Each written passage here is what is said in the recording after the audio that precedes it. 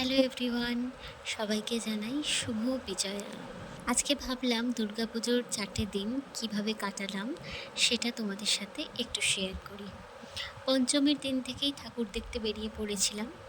পঞ্চমীর দিন এই টপটা পরে বেরিয়েছিলাম, টপটা আমাকে সৌম্য গিফট করেছে। আর এই সুন্দর ব্যাগটা আমাকে আমার খুব প্রিয় ছাত্রী বিদিশা গিফট করেছে।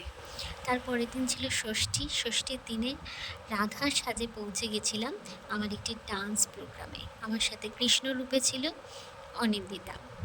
আমরা দুজনে পৌঁছে গেছিলাম হাওড়া পঞ্চকের ডাকে তাদের অনুষ্ঠানে অংশগ্রহণ করতে। তাদেরকে অনেক ধন্যবাদ আমাদের একটা সুযোগ করে দেওয়ার জন্য।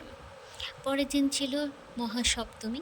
সপ্তমীর দিনে সকালবেলা যে ড্রেসটা পরেছিলাম দেখতে পাচ্ছ, এটা আমাকে সৌম্য পুজোয় গিফট করেছে। সেদিনই রাত্রিবেলা আমরা ঠাকুর দেখতে বেরিয়েছিলাম। যে ড্রেসটা পরে দেখতে পাচ্ছ, এটা আমাকে সৈকত আর অনিন্দিতা গিফট করেছে। তারপর ঠাকুর দেখতে বেরিয়েই বন্ধুদের সাথে দেখা হওয়া, তাদের সাথে ছবি তোলা। দেখতেই পাচ্ছ আমার সাথে অনিন্দিতা আর তার সাথে রয়েছে তনয় এবং রিদান। পরের দিন ছিল অষ্টমী। অষ্টমীর দিন তো শাড়ি পরতেই হয়, সবাই শাড়ি পরে, তাই আমিও পরেছিলাম এবং সৌম্য তো সাথে ছিলই। তার সাথে আমাদের সঙ্গে আমাদের খুব কাছের বন্ধু তনয়, অনিন্দিতা এবং মিষ্টি আমাদের রিদান ছিল সঙ্গে। আমরা গেছিলাম ক্যালকাটাতে খেতে অষ্টমীর দিন লাঞ্চ করতে। তো ওখানে লাঞ্চটা তো খুবই পছন্দ হয়েছে।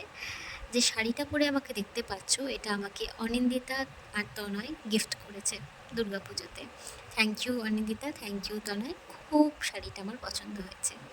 তারপর রিদানের সঙ্গে কয়েকটা ছবি তুললাম। তারপরের দিন ছিল নবমী। নবমীর দিনে আমরা পৌঁছে গেছিলাম আমার এবং সৌম্যর খুব কাছের বন্ধু গার্গিদির বাড়ি। আমার সাথে ছবিতে তাকে দেখতেই পাচ্ছ। এবং সেখানেই আসার কথা ছিল বাকি বন্ধুদের।